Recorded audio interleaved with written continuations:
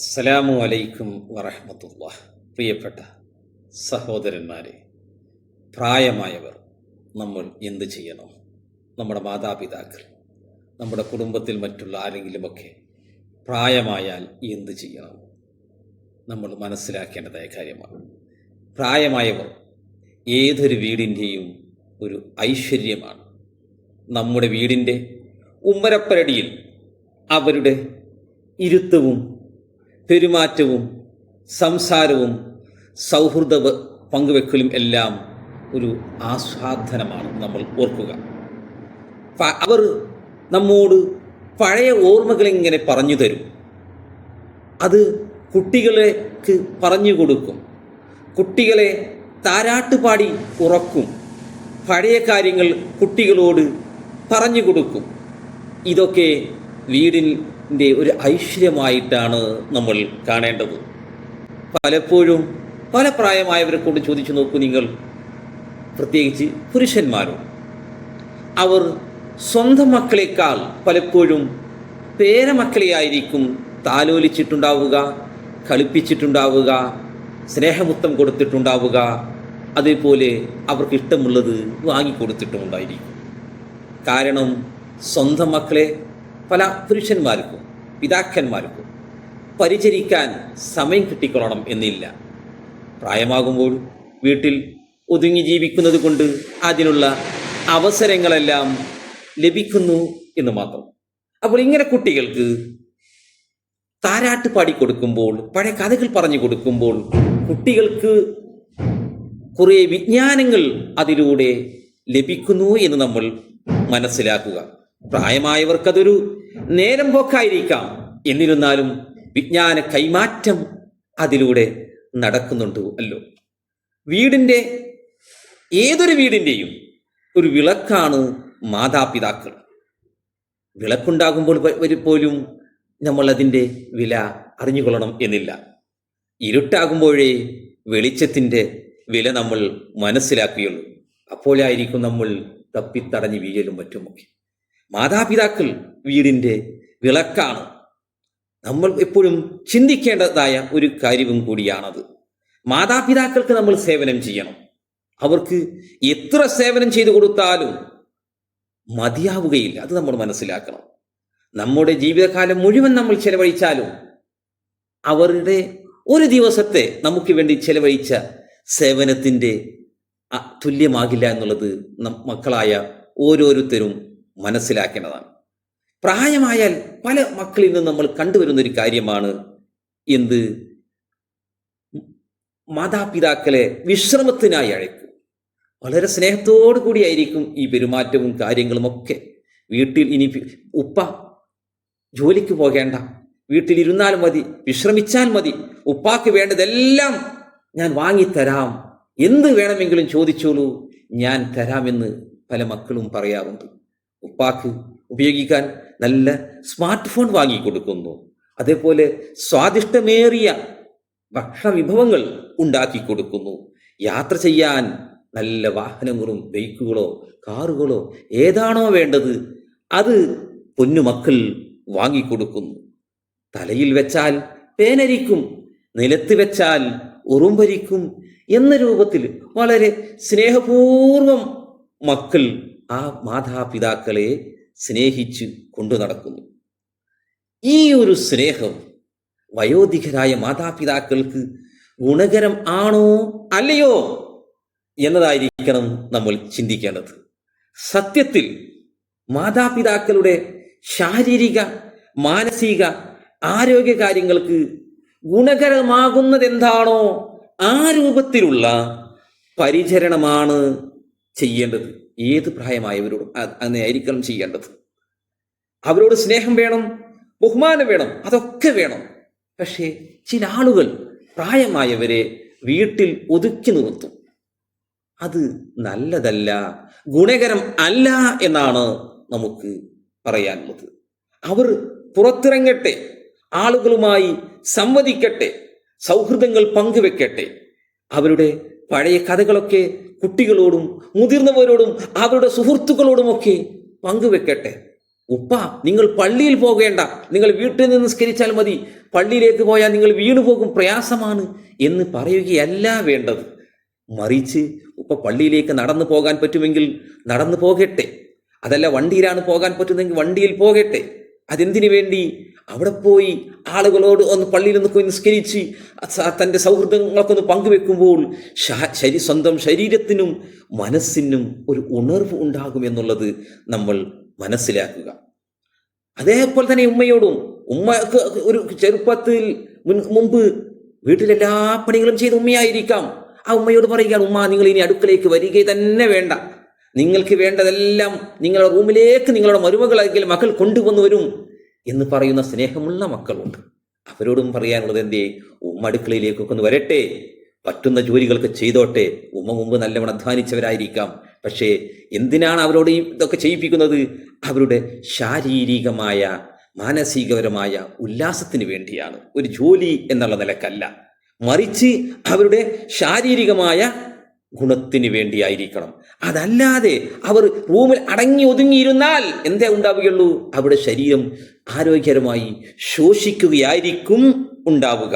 അതുകൊണ്ട് തന്നെ ജോലിക്ക് പോകുന്ന പിതാവാണെങ്കിൽ ജോലിക്ക് പോയിക്കോട്ടെ, വലിയ കായികമായ ജോലിക്കൊന്നും വിടരുത്. എന്തിനു പോണ്? ജോലിക്കുന്നത് പണം സമ്പാദിക്കാൻ എന്ന ലക്ഷ്യത്തിൽ വിടണ്ട. മറിച്ച് ജോലിക്കൊന്ന് പോകുമ്പോൾ ഒരു ശാരീരികമായ ഒരു ഉണർവ് അവരിൽ ഉണ്ടാകുന്നുണ്ടുവല്ലോ. അതോടൊപ്പം ചില പിതാക്കന്മാർക്ക് സ്വന്തം മക്കൾ എത്ര പണം നൽകിയാലും അത് സ്വീകരിക്കാൻ വൈമനസ്യമുണ്ടാകും. സ്വന്തം കൈകൊണ്ട് അധ്വാനിച്ച് ജീവിക്കാൻ ആഗ്രഹിക്കുന്ന എത്രയോ പേരുണ്ട്. അത്തരം മാതാപിതാക്കളാണെങ്കിൽ അവർ ജോലിക്ക് പോയിക്കോട്ടെ, എന്തിന് തടയുന്നു? ആരോഗ്യമുണ്ടെങ്കിൽ പോകട്ടെ, നമുക്കൊന്നും വേണ്ട, നിങ്ങൾ നിങ്ങളുടെ ആവശ്യം നിർവഹിച്ചോളൂ എന്ന് ഉമ്മയോട് പറയുക. എന്തിനു വേണ്ടി? അവരുടെ ആരോഗ്യത്തിന് വേണ്ടി. അവരുടെ ആവശ്യങ്ങൾ ചിലവഴിക്കട്ടെ, അവരൊന്നും ഇങ്ങോട്ട് വാങ്ങരുത്. അവർക്ക് ഇവിടെ കയ്യിൽ പണം ഉണ്ടാകട്ടെ, ഇല്ലാതിരിക്കട്ടെ, നമ്മൾ അങ്ങോട്ട് നൽകുകയാണ് വേണ്ടത്. അത് നമ്മൾ പ്രത്യേകം മനസ്സിലാക്കേണ്ട കാര്യമാണ്. മാത്രവുമല്ല, കായികമായ അധ്വാനിക്കുന്ന ആളുകളാണെങ്കിൽ പെട്ടെന്ന് അത് നിർത്തിയാൽ ശാരീരികപരമായി വളരെ പ്രയാസപ്പെടാറുണ്ട്. എത്രയോ ആളുകൾ നമുക്ക് കാണാൻ കഴിയുന്ന ഒന്നാണ്. നിരവധി ആളുകൾ നമ്മൾ അത് കണ്ടിട്ടുമുണ്ട്. നമുക്കറിയാം, ഒരു പാത്രം, ആ പാത്രം നല്ല തണുത്ത പാത്രത്തിലേക്ക്, അതിനൊരു ഗ്ലാസ്സിലേക്ക് പെട്ടെന്ന് നല്ല ചൂടുള്ള വെള്ളം ഒഴിച്ചാൽ എന്തായിരിക്കും? പൊട്ടിത്തെറിക്കും. എന്തേ കാരണം? പെട്ടെന്ന് അതിന് താങ്ങാനുള്ള കരുത്തില്ല. അതേസമയം അല്പസ്വല്പമൊക്കെ ചൂടായതിനു ശേഷമാണ് ആ ചൂടുള്ള വെള്ളം ഒഴിച്ചതെങ്കിലോ ഗ്ലാസ്സിന് യാതൊരു കംപ്ലൈൻറ്റും വരില്ല, പൊട്ടുകയില്ല, നിലനിൽക്കും.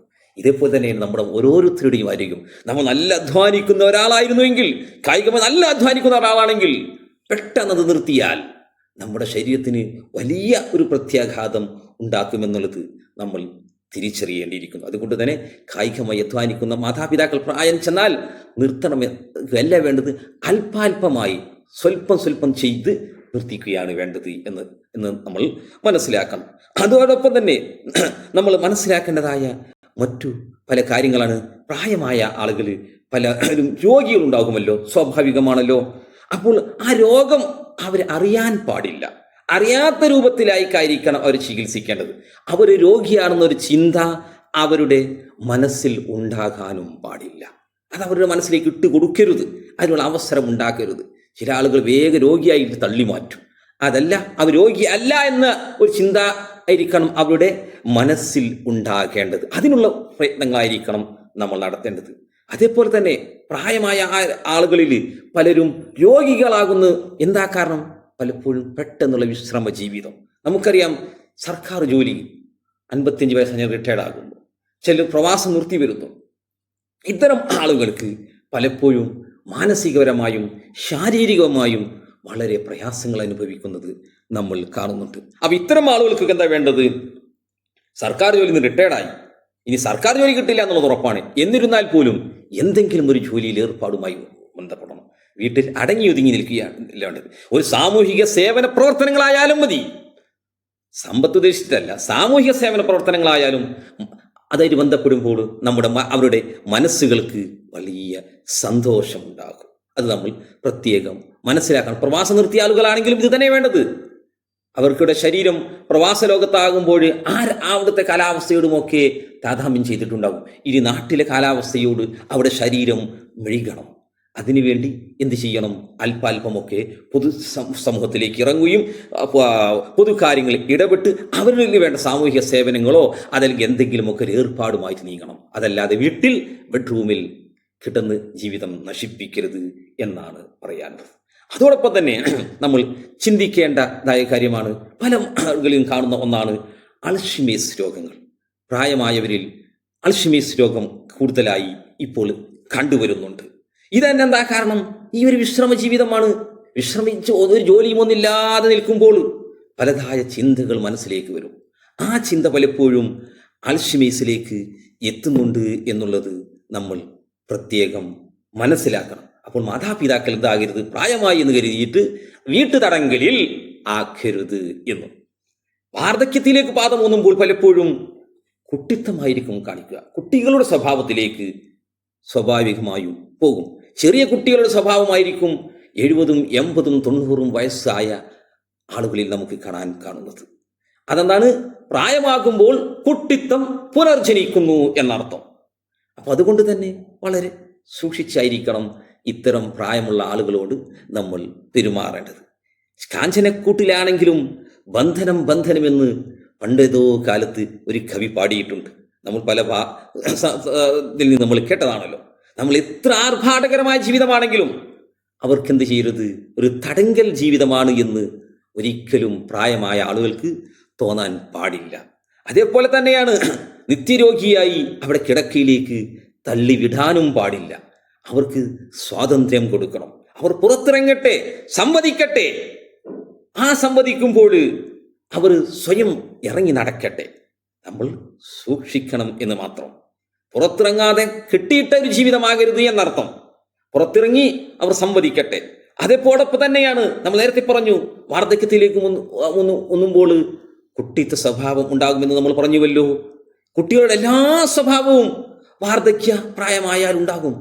വാശിയുണ്ടാകും, വക്കാണമുണ്ടാകും, സംസാരവും ആ രൂപത്തിലേക്കായിരിക്കാം. അതേപോലെ ഒരുപക്ഷെ കുട്ടികളെ പോലെ മലമൂത്ര വിസർജനം ഒക്കെ ഒരു നിയന്ത്രണം ഉണ്ടായിക്കൊള്ളണമെന്നില്ല. ബെഡിലും മറ്റുമൊക്കെ അയക്കാം. അതോടൊപ്പം തുപ്പലും മറ്റുമൊക്കെ ഉണ്ടായിരിക്കാം. ഈ ഒരു സമയത്തൊന്നും ഒരിക്കലും അവരെ ചീത്ത പറയുകയോ ആക്ഷേപിക്കുകയോ അരുത്. ഇതൊക്കെ ചെറുപ്പത്തിൽ നാം ചെയ്തതാണല്ലോ. അന്ന് നമുക്ക് വൃത്തിയാക്കി തന്നത്, ശുദ്ധിയാക്കി തന്നത് ഒക്കെ ആരാണ്? ഈ മാതാപിതാക്കളാണല്ലോ എന്നൊരു ചിന്ത നമ്മുടെ മനസ്സിലേക്ക് വന്നാൽ ഇതൊന്നും അല്ല എന്ന് നമുക്ക് മനസ്സിലാക്കാൻ കഴിയും. അപ്പോൾ ചുരുക്കി പറയുന്നു, അപ്പോൾ പ്രായമായ ആളുകളെ നമ്മൾ സ്നേഹിക്കണം, ബഹുമാനിക്കണം, ആദരിക്കണം. അവർക്ക് വേണ്ടതെല്ലാം നമ്മൾ വാങ്ങിക്കൊടുക്കണം.